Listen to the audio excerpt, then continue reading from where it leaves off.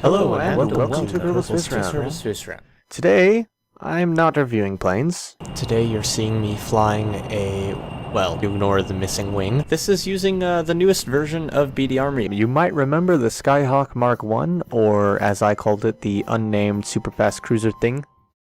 Hello and welcome back to Kerbal Space. As you can see, we are going fast. This is the SkyHawk Mark 4. I actually thought it was the Mark 3, but then I went back to my own videos and saw that this is indeed the 4th iteration of this craft. The 3rd iteration, for some reason, wasn't published on Kerbal X, even though the first two were. And the SkyHawk is designed to be just a small jet that goes fast, which is why I literally haven't touched the controls other than to turn on SAS and took off from the runway. You can see that it does pull up on its own slightly, so we are slowly going up. Also, the cockpit is ever so slightly canted downwards, so it's actually closer to the, well, you can see on the nav ball, it's right on the horizon basically, while the rest of it is pointing up, because that's just how it do. And I don't even remember the thrust-to-weight ratio. Obviously it's about 3.4 right now. It's rapidly falling as we increase in altitude, and our surface speed already maxed out. I didn't see what speed it maxed out at, but it maxed out below 1,000 meters per second, at least at this altitude, and you can see we're starting to get some overheating. So now I'm going to do the dumb thing, which is to pull up as hard as I can, which will very quickly make the Kerbal on board pass out, of course. And our speed starts increasing because, well, going into lighter air, although that can't last. I'm waiting for the Kerbal to regain consciousness so I can pull up again as hard as possible, and you can see that I'm pulling a steady, it was about 7 Gs, slowly falling, 5 Gs, 4, and we're now high enough up that I'm having trouble controlling the aircraft because our thrust vectoring is our primary control mechanism at this point, and that's quickly falling away, while the aerodynamics are not doing very much because we're going pretty slow and we're pretty high. And there we go. Engine's cut out entirely. And you can see this thing can do quite a massive climb on its own. Wow, we're actually estimating around 42 kilometers rather, right now. That looks like it's going to drop just below 42 kilometers before we get all the way up there. I did another test a minute ago where I got up to, gosh, what was it? I think it was only like 30-something kilometers. That time I was just going straight up from the ground, not going high speed and then pulling up. And obviously if I just kept it under controlled flight and let it gain speed and altitude on its own, I think it would possibly go even higher, or at least get up to a higher speed, and then I could pull up and get to a higher speed in the zoom climb.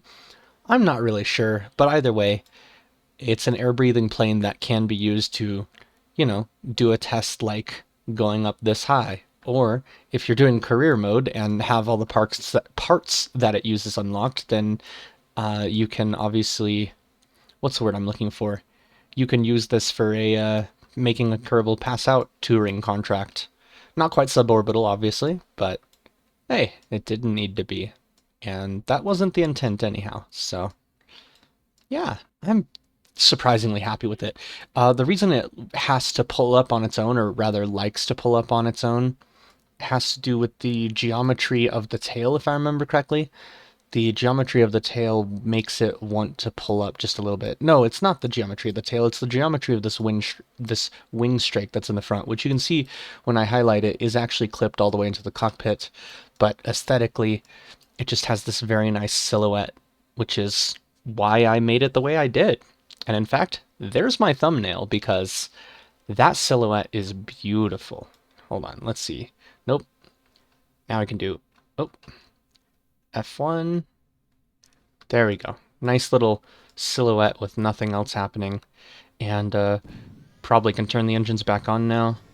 Going to aim back this way and pull up slowly. Actually, you know what? Full throttle and pull up. Actually, no.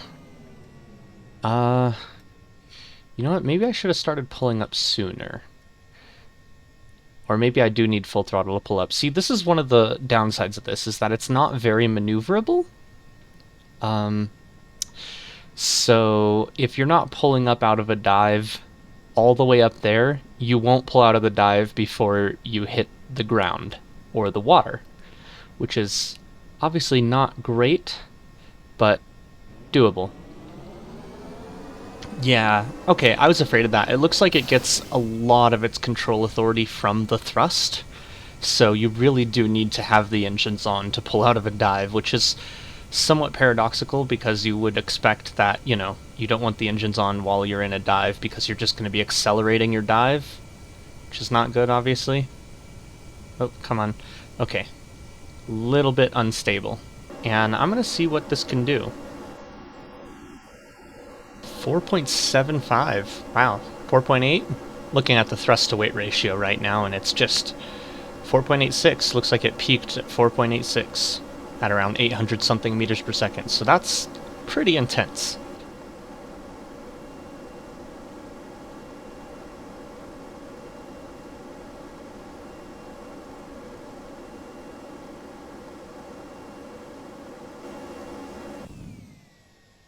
Looks like, contrary to my prior belief, starting the zoom climb from a higher altitude does not result in a higher altitude reached.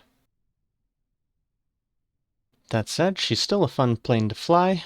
Oh, we got like almost no aerodynamic forces up here. It's kind of amazing. It's really easy to forget just how dramatic it can be. Of course, normally you're going at a much higher speed when you're this high up, so it makes sense that there'd be almost no aerodynamic forces to speak of right now.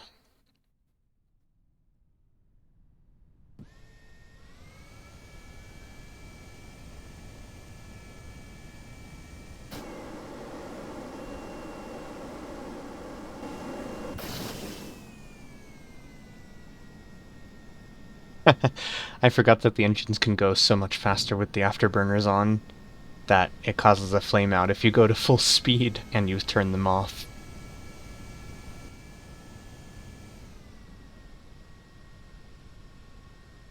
Did you see that weird effect?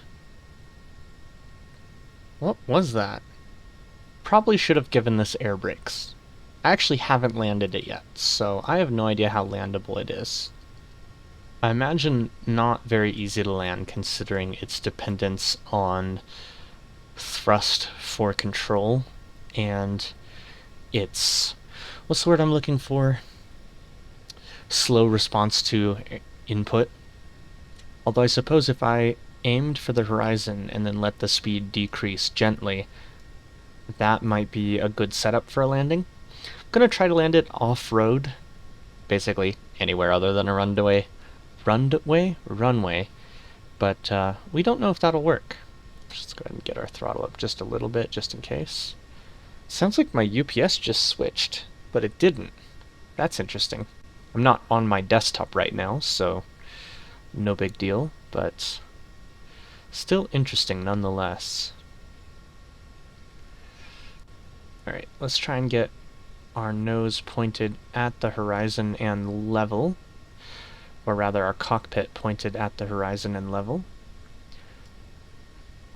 Looks like I've instead accidentally reached cruising. Although our angle of attack is pretty close to level with the nose, which is kind of what I wanted. I don't know, I'm going to go ahead and drop us down a bit because we're too high. Although I might have nosed down more than I should have. Just a little bit.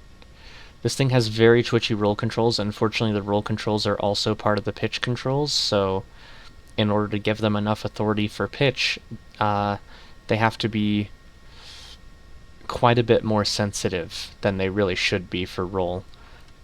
Because it's these controls right here. You can see 16 degree authority. The center of mass is right in front of the wheels, right about here. So they're very close to the center of mass. They're not very effective. Oh. Okay, let's pull up just a bit. Let's try and bleed off a little more speed. Okay, we can't bleed off speed because the thrust is too powerful, even at its lowest setting. This is why I said I should have put air brakes on it. Oh, that's going to be a... Okay, not the hardest touchdown it could have been, but it was harder than I wanted it to be. Can achieve somewhat stable flight even at these relatively low speeds, so that's good. That helped us stay on the ground. Problem is it's developing a turn every time we start to slow down, Every time we apply the brakes, it's starting to turn just a bit. Okay, almost lost it there just a little bit. Trying to stop it without that. But it looks like that just wasn't going to happen, so definitely a very difficult craft to land. Definitely should be landing it on a runway. But yeah, thanks for watching, and as always, see you, space.